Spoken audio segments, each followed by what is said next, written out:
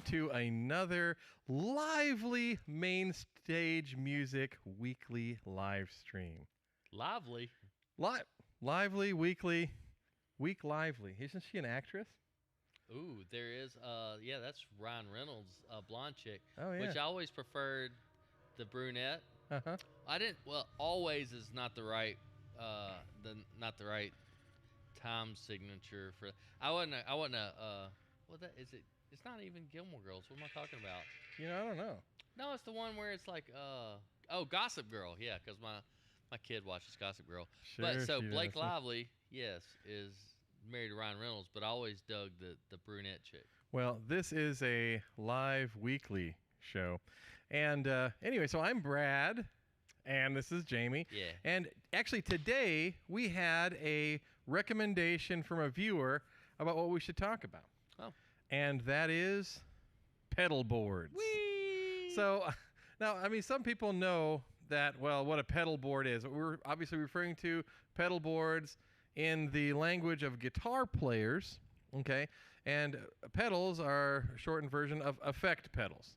So we had, obviously, if you follow our live stream, we have had different pedal manufacturers and so on the show discussing their products. Had Boss early on. Yeah, absolutely.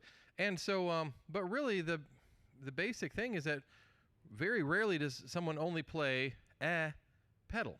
They have often many pedals, which necessitate a pedal board. But, that wasn't always the case. Early in the life cycle, I guess. There's going to be so many times in this conversation that I disagree with you. I know. Yeah. But early in the life of pedals, which really wasn't that terribly long ago, a little more than 50 years ago, was when pedals came out, there wasn't a pedal board. Matter of fact, we had to go actually looking for a image, okay, and of like one of the very first pedal board setups, and you would probably not be surprised at who it was, none other than Jimi Hendrix, okay? So Jimi Hendrix was an early adopter of the effect pedal. He used, the wah-wah pedal, the Vox Clyde McCoy wah. He used a Japanese effect by a company called Shin-Ei called the Univibe. And then, of course, probably his most famous effect, the fuzz. And his was a British model, the Arbiter fuzz right there, face. You think the fuzz would be the most famous For Hendrix? Hendrix? Oh, no doubt. Not the wah. No. Okay. No. You think Hendrix, you don't go, oh, yeah, his wah sound was incredible. It's always fuzz. Well, sure. Yeah, but that's one song. But, I mean, so that being said, I found this really cool picture here, as you can see in our neat picture-in-picture, that you can see of Hendrix pedal board, which I guess you could argue is the largest pedal board, as it is the entire Woodstock Festival stage. Because does that count? I think we're just looking for opportunities to argue. And that's fine, because that's what the internet's all about, arguing. But I mean, that being said, he had a pretty changed the world with effectively 3 pedals: fuzz, wah, and the Univibe. So that being said, what came next? Well, we looked at a lot of different setups through the 70s. Yeah, well, how many other instruments besides, like, say, a trumpet with a Harmon or a cup mute or a cone mute? I don't know what's called a cone mute, but Plunger, Harmon. Well, the Harmon, yeah, well, was the little buzzy thing too. Oh, yeah. And then the cup, you could do the plunger thing. But like, how many other instruments at that time were actually like covering, other instrument sounds? Obviously, the synthesizer was intended for that. Yeah. Well, technically, the fuzz was designed to be more of a synthesizer. Trombone sound, yeah. And but I mean, so we were looking at different pedal setups, and through the 70s, even artists who were heavy effect users, their pedal boards, granted they were now on a board, but they didn't really look much different than what Hendrix had here. You had a fuzz, you usually had a wah-wah pedal, and maybe some other ancillary effect. That might have been a phaser, because the phaser became the official sound of the 1970s, right? But so through the 70s, again, you had kind of a slow burn there. But then the 80s came. Now, and with the 80s, you had some really cool companies like Ibanez who were coming out with some incredibly high quality effects. And they noticed that a lot of their customers were buying their overdrive pedal, but then they also might have been buying their compressor pedal and their chorus pedal and so on. And so they saw the need for a pedal that did multi effects. And so I think our next slide here shows, yay, there we go. This was actually my very first multi-effect pedal. Is it really? Yeah. And is there any room to talk about like pedal boards like Les Paul and Chet Atkins? Like, actually, it's not a pedal board, but yeah, I mean the doing stuff they effects by like created. messing with the tape wheel. Oh yeah, well I mean that's where the sound that effects builders went to go and try and figure out. Yeah. So like a flanger, for example, they were messing with the flange, tape flange, and so that's where the term flanger came from. And obviously the delay, reverb, tremolo was actually mechanical. Yeah. So it was actually, and I know this because I used to have one, but the very first, let me see here. Is it the very first effect? I don't know. Probably the very first effect, portable effect, was not fuzz, but it was tremolo. It was made in the early 1950s by D. Armand. It was called the Tremolo Control. And it was a little box about this big. And you may ask, why? How do you know this? Well, it's because I used to have one. Because I had 6 of them. No. I had one. And you know who had it and who bought it? Songbirds Guitar Museum. Oh, fun. Yeah. So, anyways, but yeah, so Songbirds has it now, or wherever they're putting all that stuff. So the Tremolo Control, though, and it was rebuilt, by the way, for my friend Chris Shibley at Deluxe Amplification, who is a very impressive reverse engineer. Okay, so he took it all apart, and it was really interesting. Somehow a cooler title than just engineer. Yeah, well, it had 2 knobs on it, and one knob was a volume or an intensity control. The other knob felt a lot more stiff. Well, he found out that when he opened it up, it was not on a potentiometer at all. It was on a long worm gear. Like mechanical. Yeah, it was a worm gear. And so as you turned it, the worm gear would bring this little jar of liquid that had to have some sort of electrical conductivity. Yeah. And he said, Windex. So he literally poured some Windex in there, and that worked. And didn't seep through any of the... No, because, he fixed it, so you could put... Because obviously this thing was 70 years old, so it was all dried out, whatever was in there. And so he put it all in there, and he got it working. And, so technically tremolo was one of the very first, if not the first, portable effect. That's cool. Anyways, getting back to what we were talking about with the Ibanez pedal board. So the Ibanez company came out with the UE300 and the UE305. This, I believe, is a 300. Yeah, they had several variations of that. Yeah, they also made a rack mount version of it called the UE400. But the difference in the 300 here and the 305, which is my personal favorite, the 300 is probably worth more because it actually has a TS9 in it. Oh, cool. And so, and basically, if you were to take one of these apart, it is effectively just 3 of the 9 series pedals. Just wired in series. Is it tube screamer, flanger, delay? I can't tell from here, but I think it is, compressor, tube screamer, and a delay. Oh, no, chorus. Okay. Chorus. So the one that I had was the 305, and it was the compressor, chorus, and delay. And so it was awesome. Ultimate Chris Isaak tone, So anyways, the 305 was a very hip entry to multi-effects. But the 80s also brought a lot of really cool technology.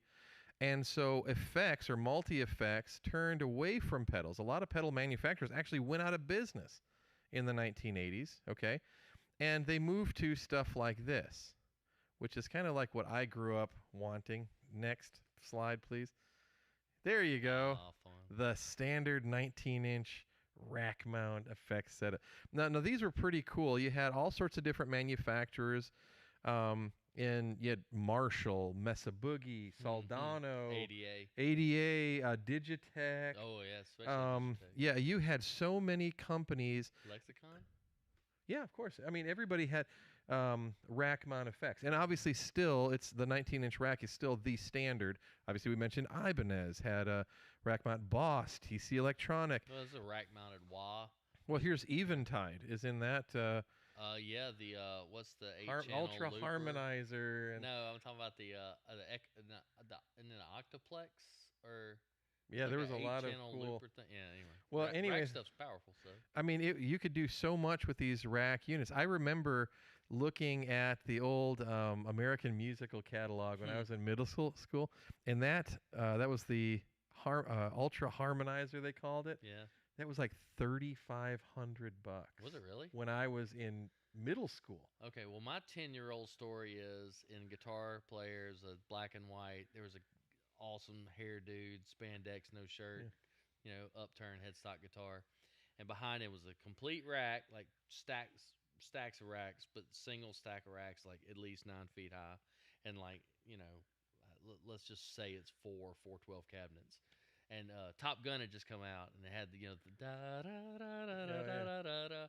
And I wanted my guitar teacher to teach me Top Gun. I knew Top Gun, like all of the words from front to back. He's like, "You can't get that sound. The only way to get that sound," he like pulled out the magazine. He's like, "You got to have all this racks of stuff." And I'm like, "Really, is that right? That's what I'm gonna do. That's a life goal. I've got to get that stuff." And now it's like, what he had a delay pedal. It's like. Well, I'll tell you what. It's a great sound. It's a fantastic song. I don't actually even know who the player is. I'd like to say it's like a Vi or Satriani or something, but it's not. But it's probably just Eddie. Or no. I'm gonna look it up. The internet. But I remember that rack of just like this stuff, and like you said, it's like, oh my God, I'm $100,000. See, and I remember like the musician's friend would have in the back of their catalog. Oh, you can enter to win this ultimate rig, the Road Warrior rig. And it was like 4 Marshall cabinets. Oh, Steve Stevens. Oh, wow. Yeah, do you guys know who Steve Stevens is? Yeah. Of course you do. He played with Billy Idol. Anyway, so that being said, we went from the rack, the rack system. But now, through the 1990s, I mean, obviously, there's more computing power in a phone than we can even really comprehend.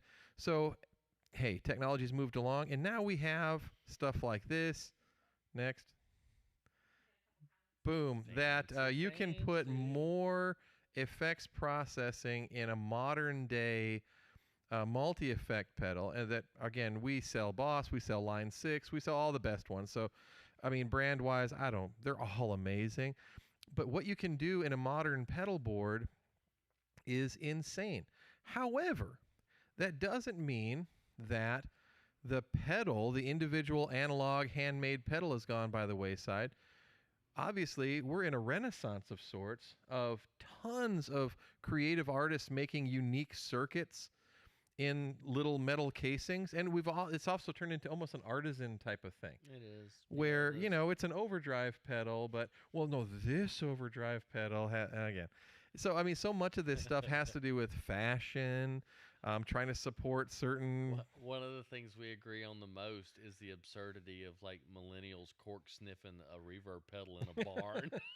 Well, it's funny. It's like, we've also said this too. Okay, for all you millennials who are grinding your teeth and balling your fists with rage, they don't at do our that. state. Oh, they don't. No, that was a microaggression. They'll just get pissed about it and talk to their counselor about it. Oh, okay, gotcha. Safe space. Yeah. So, but that being said, it's like whatever it is, whatever tool it is that makes you creative and makes you do something awesome, then that's what you need to do. So, that being said, there are so many effects. So you might say, well, but why?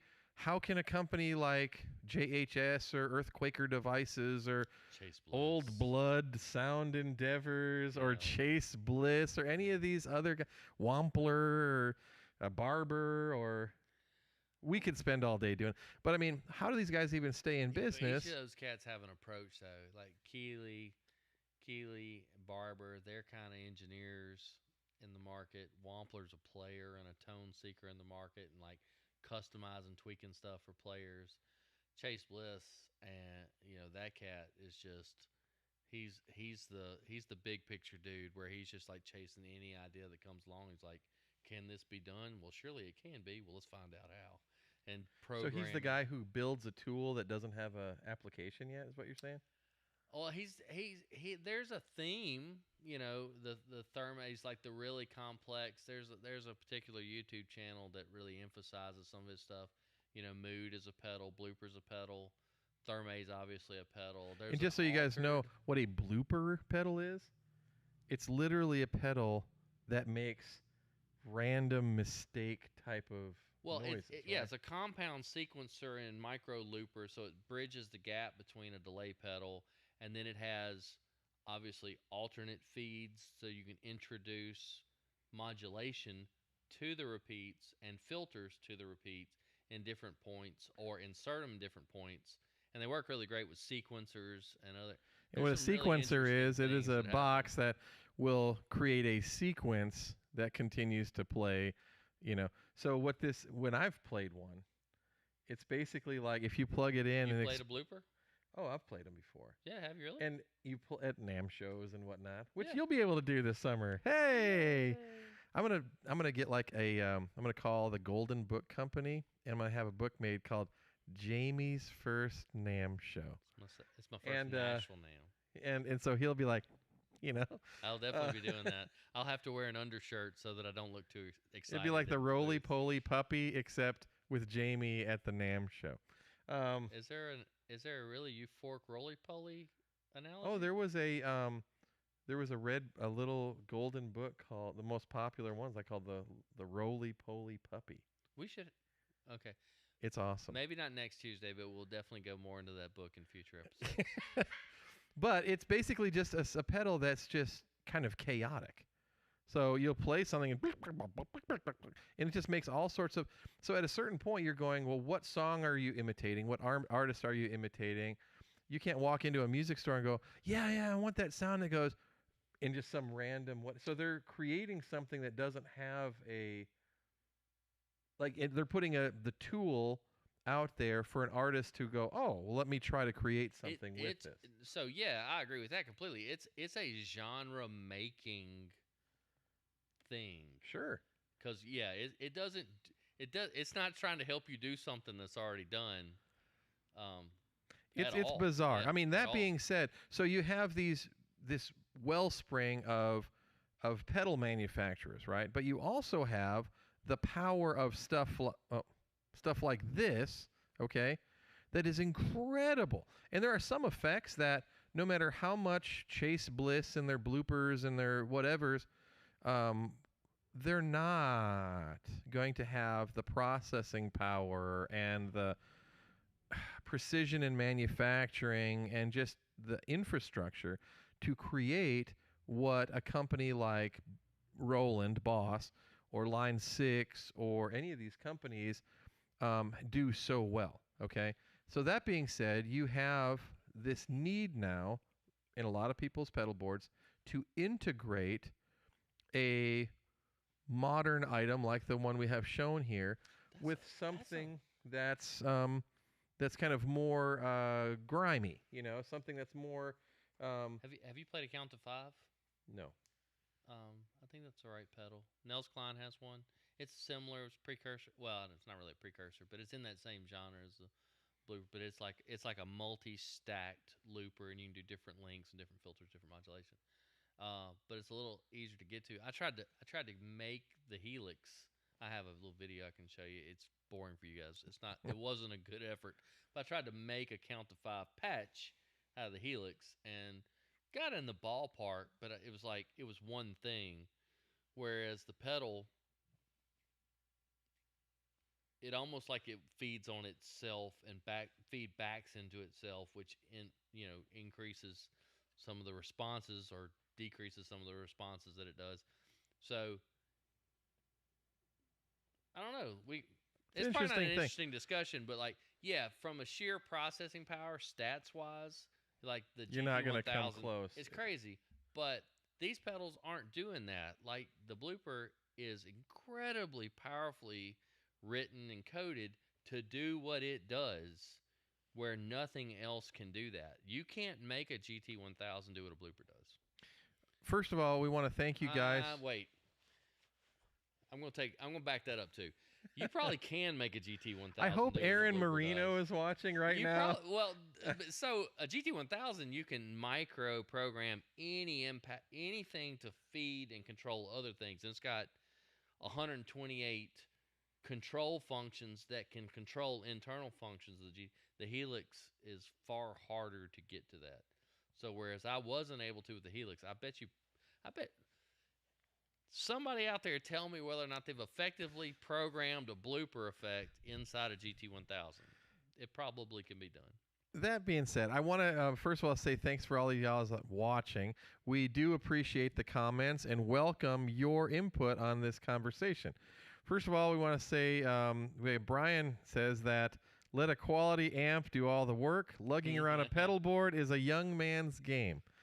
Brian, I will say that was the market until '85. It's true, but I'll also say that with the right pedal board, what amp do you need to lug around? You plug it into the sound system, which is necessary to hear everything else. But I understand the sentiment and so on.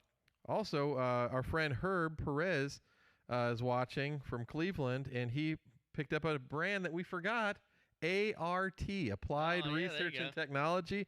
Killer they're Canadian, right? Yeah, Canadian company, and ART still kicking. BBE, we've missed so many of them, and then of course our friend Robert Hazard with the band Rocksteady, got to go see them this weekend. Yeah. He goes, he likes a simple pedal board, just the basic sounds for soloing when needed. So that's very true. But that being said, let's do a next slide here. Some people's pedal boards is more complex than others, okay? Now, I accused Jamie of something that he didn't care for. I said he was being sentimental. I got a bunch of opinions about this in case anyone out there wants to hear it. So I said he was being sentimental because I said we're going to do a show about pedal boards, and faster than he could pick pictures of his wife and kids and parents and memories. Which I never send other adult males pictures of my kids or wife. He sends me pictures of all the pedal boards he's had over the last, after the last few years. I do enjoy it. And I'll tell you what's funny is that he is, what his stuff, what his pedal boards were representative of is, I think, what most modern players are into. And that is a touch of the modern, okay, and the powerful processing that these companies like Line 6, like Boss, and so on can do, but also blended in with what a lot of these guys are woodshedding right now and creating some really neat artisan-style stuff. And I have to say, I know that you've had pretty much everything that's worth mentioning these days, there's so many things, there's no way anybody can really have everything, but you've had the Helix and the HX Stomp, the HX Effects. You've had the Boss GT1000, the 1000 Core. You've had now these. Just so you guys, if you don't know what these are, they're by far, and it's the industry all agrees. This is not even up for debate. But these are the most powerful processors that you can get right now. Well, most pros are gigging Axe Effects or Kempers. Mm-hmm. These are Helix is certainly, and GT1000, like Nita Strauss, and some of those you're seeing those on stages plenty. Mm-hmm. Who's the rhythm guitar player for Mayer when he's going out right now? Is it Starkey? Super tasty player, and he's a Helix guy. But that being said, he blended old and they blended new. Yeah, but it's so hard. It's such a hard thing. These are tools. These are tools. So it's like, if you're a craftsman out there, and I know we have a lot of our friends that are craftsmen. They might be carpenters, or they might be sheetrock guys, or electricians, right?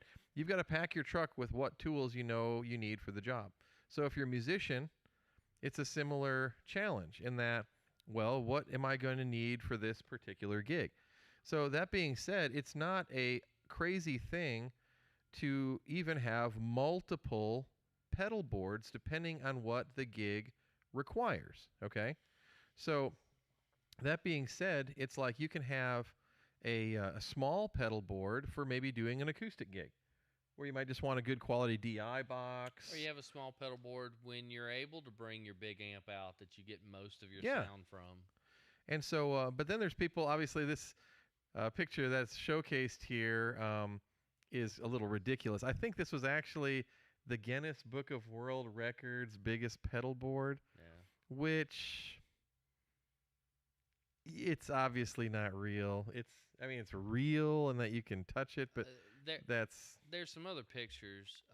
That's not one. I mean, that dude is maybe 5'4", and he can maybe reach the first 3 pedals without either breaking a knob or slipping.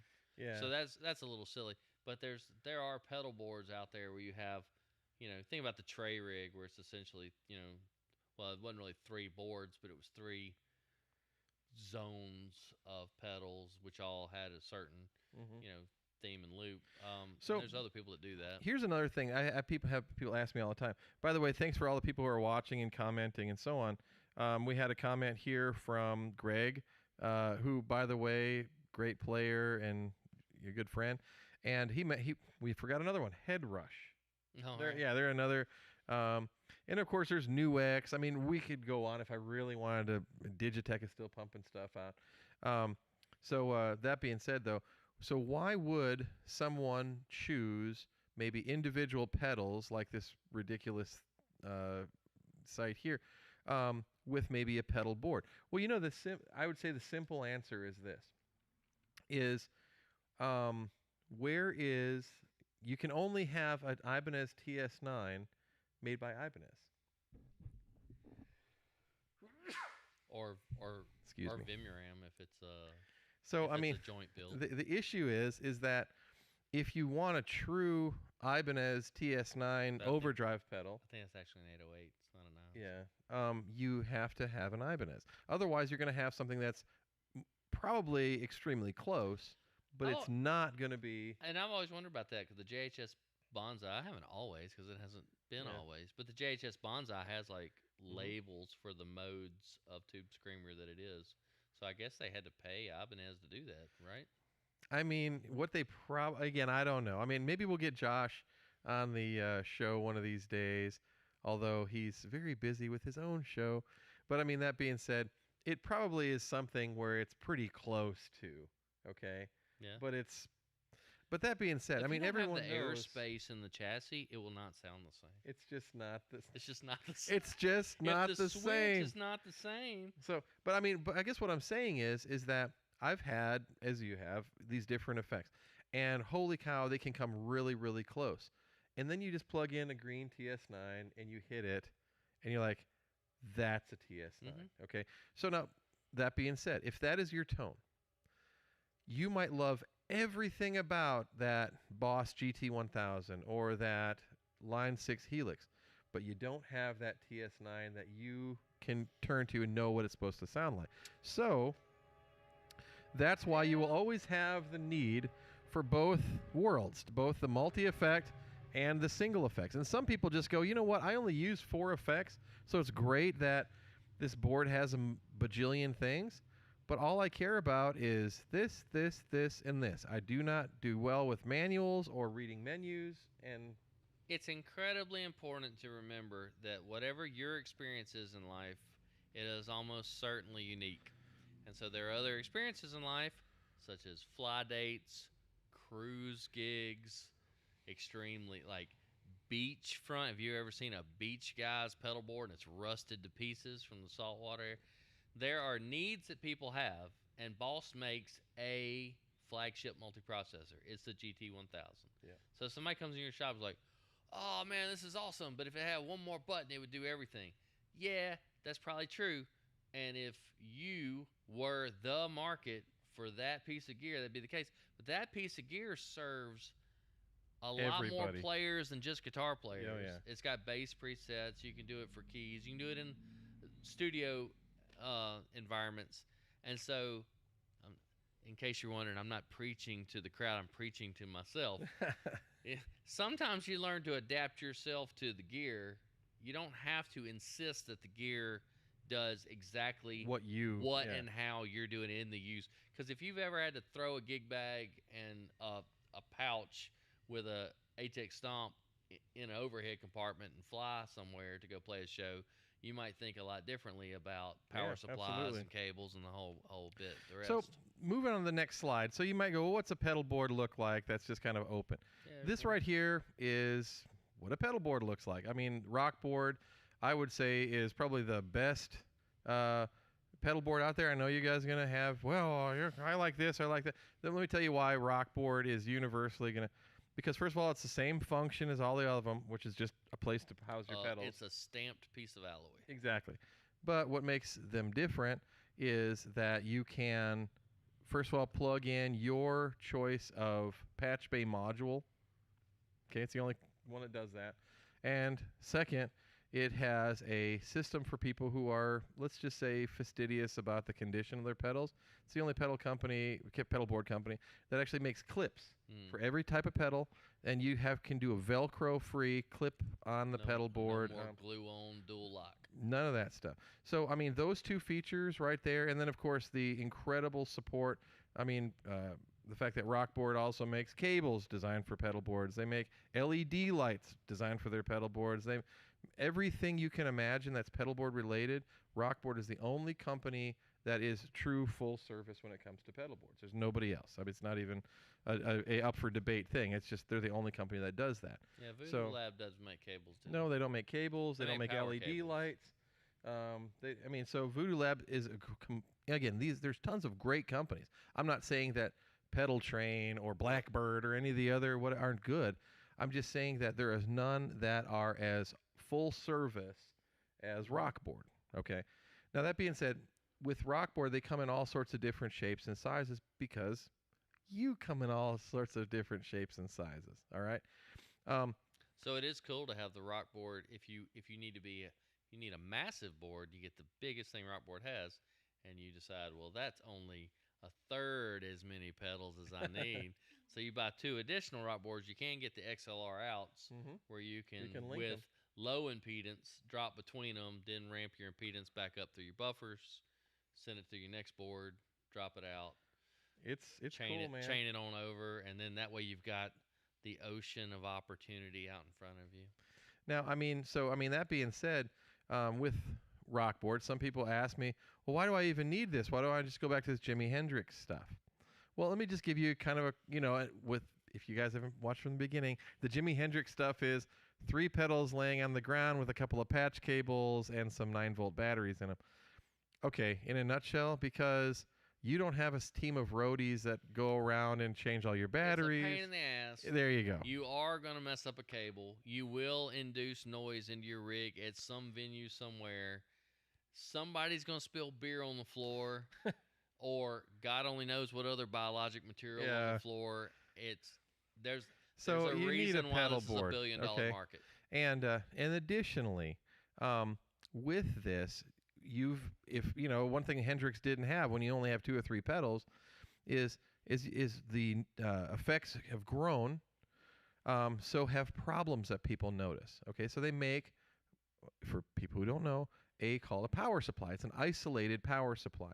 So each leg out, which feeds a 9-volt output, which is what most pedals are, okay, is isolated from the other one. So it's not just passing the same possibly noisy power through the other pedals. You duct tape a dollar store power strip onto your 1x12. I've not done that in many years, but I would challenge most of you guys to deny that you haven't done that, okay? But they actually make real power supplies that are designed to protect and give you the best power delivery. And so with a pedal board, there's transformer isolated power, and then what's the digital? Is it clipping power? There's actually another one in that now they have Rockboard makes a lithium-ion battery, which doesn't need to be isolated, because what are you isolating? There's no so long story short, with a pedal board, you can take this power supply, which serves no function other than to power your pedals, and hide it underneath the pedal board So no one's the wiser that it's there. It saves space in horsing around. So having a board like this is important just for the tidiness and so on. Now, one thing that we talked about before the show. So basically, by the way, folks, that's why you need a pedal board. But we were also, another person asked, and I get asked this all the time at the shop, what order should I put my pedals in? And we actually talked about this beforehand. And I encouraged him not to bring that up, and I'd be surprised if that thing doesn't explode. So here's the thing in a nutshell. We talked about why this or why that. Your signal chain, your tone will sound different if you put some effects before other effects. Everything affects everything. It does.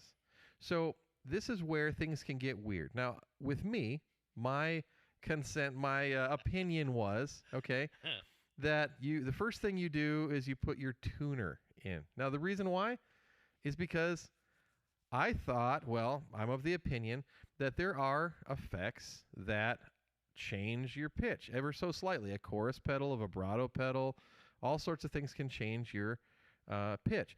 And I think, well, I want my pitch as pure as I can get, so I always put my tuner pedal first in the chain. Jamie had to pipe in, why would you want to put a buffer, meaning a small booster, okay, in front of something else, effectively double boosting something?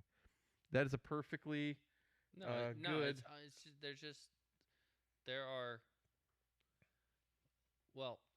Most tuners either have buffers or switchable buffers because they're commonly used in the front. Buffers are normally used to help bring up whatever cable. If you're using a 50-foot coily, or if you've got a 10-foot solid core studio cable into your pedal board, everything affects everything. Impedance matters. If you're an analog guy, there's circuitry that's impacted by that. It's anticipating seeing a certain amount of signal and impedance at the inputs. The reason the Helix and the GT1000 both, and others, let you set input impedance to model what the pedal that it's being modeled from would likely respond as when you set that. So there's auto functions, 10 meg and on down. You don't stick a tuner in front of a sensitive vintage or vintage modeled analog device. It hurts you none for that 3 inches of copper to have that plugged in from your guitar, have the pedal or two, then buffer, which can be tuner or other bought buffer, and then run through the rest of your board. Well, so that was one thing that we had if you want to call it a disagreement about, which, it seems like a perfectly plausible thing, but it's just always the way I've done it. And so maybe I'll try it a different way now. And it's not like your pedal board won't work. No, it'll work no matter what you do, but will it work in as optimal a way as your ear is hearing it? Set that vintage Mark II there, put the tuner in front of it, put it after it. You tell me if you can't hear a difference. Now, you also have stuff like a delay. Mm-hmm. Now, traditionally, I've used the term clean effects. So clean effects are things like a delay. What's it really dirtying? It's just repeating stuff, right? So it's a clean effect. Well, some delays dirty quite a bit. Yeah, quite a bit. But that's, even an analog delay isn't really super dirty. It just has more of a decayed delay. But that being said, and then you have things like chorus, which is a very smooth style, clean-ish effect. I've always traditionally put those towards the end of my pedal chain because, again, if you've ever plugged an overdrive before a chorus, it sounds a lot different than an overdrive after a chorus. Drive, dynamics, modulation, time. Okay. Filter. Sorry. Yeah. Drive, dynamics, filter, modulation, time. Filter, I think he would be meaning a wah pedal? Or auto wah. Yeah, anything. Or equalizer, low pass, mid band pass, Qtron. So, that being said, though, it's like that is really where it comes into the art of this. In other words, it's fun when you had that pedal board that we showed earlier to, first of all, you got to lay out the pedals on it to see what kind of square footage you got, right? And see how they're going to fit, see how they're going to fit. I'm a quarter-inch short on my Yeah. current board. Story of my life. But, that being said, it's like, you find this, you kind of lay them out. But then that's the fun part. This is where you can, let me put this in front of that. This is your art. Yeah. This is and twizzle around with it and have fun. There are no rules when it comes to your tone. That is the most important thing. That is our consensus on that kind of stuff. That's right. But if it sounds good, it is good. Exactly. Now, additionally, a thing to remember, just because we, let's say, read, left to right or right, whatever, right to left if you're in Israel, doesn't mean that your pedals, because they are laid in a specific place on the board, that's the chain that they're in. Because again, you can use those holes in the board there to run your cables underneath and patch that stuff wherever and however you want. Or you can buy the other Boss product. Yep. ES3, the switchers, that's really cool. Yeah. So, I mean, a very neat product. But basically what we're saying is you can plug in wherever you want and you can go out wherever you want. With a pedal board like this, that little module there, right here, all of the connections are inside of it, okay? So it doesn't matter if your guitar comes in one way and goes out the other way. It can all be done, internally, which we can help you with all that kind of stuff. Obviously, we have a whole staff of people that are here to help and answer these questions and so on. Plus a whole community of our friends on Facebook and so on. Comments. What did he say? Well, it's actually is that a bot? No, it's my friend Jerry. Okay. It's probably a Gear Page bot because you talked about putting a tuner in front of a fuzz pedal. It's my friend Jerry who must just keep logging off and logging back on because it's on there like 15 times. Oh. But he said that he is foot pedal challenged himself. Well, Jerry is addicted to tools, which makes me suspect of that because I'll tell you what. It's sus, which is cool millennial talk for suspicious. Because for a guy like Jerry who loves tools as much as he does. Is that a statement? Sus? Sus is a thing? Yeah, sus is a thing. Man. You know how I know? Because our 43-year-old mom friend, Brandy, used it in conversation. And so we're like, is that a thing? Easy, and gal. it's the thing that you learn about women in their 40s is that they know all of the cool, hip teenager talk because they're trying to stay, relevant with their I've been on a kids. decade-long track to disengage from. Why am I on the internet right now? Even this is a terrible idea. But anyways, so that being said, we have a great resource in the shop and all the people that know. And, of course, we want to encourage you guys to experiment with this stuff. Main Stage Music, without a doubt, has the best and widest selection of any retail store of effect pedals. I mean, without a doubt. And from all the best brands, and we get tons of stuff in on trade, and we take trade-ins, and we buy all that kind of stuff. And so you just never know what you're going to find when you come in there. But one thing you know that you will find is pretty much all of the major food groups of effects. And switchers and pedal boards and cables and all this kind of stuff. So we encourage you to come down and check this stuff out and play. That's what this is all about. We're trying to engage with you every week so that it inspires you to mess around with stuff and make your art. So, do you have anything to add? No, I think that's a very encouraging note to end on. You know what? One last thing I'm going to end on. Is that I there? just said you had an encouraging note. This isn't end on another damn no, note. this isn't. Is that there's a lot of cool gigs coming up in the next few weeks, and now that the venues are starting to open up, we want you to still be safe, but get out there and support live music. Oh, well, that's even more encouraging, Brad. Because no, seriously, it's like these venues were hurting, the bands were hurting, and when those two things happen, the creative nature of our community hurts. So please get out there and support live music. Support your friends, okay? And make sure you tip. Make sure you give constructive criticism. Make sure you support the place that you're going and support local. New federal minimum wage, $15. So if you get there at 5 for a 6 o'clock sound check to play from 7 to 10, and then you pack your mess up and you get home at 12, that's 6 hours. How much money should you pay that guy? $2,000. I'm a marketplace economics guy, not the other kind, you know. But that being said, still support your friends and do that kind of stuff. But again, thank you so much. We'll see you guys next week, and be cool.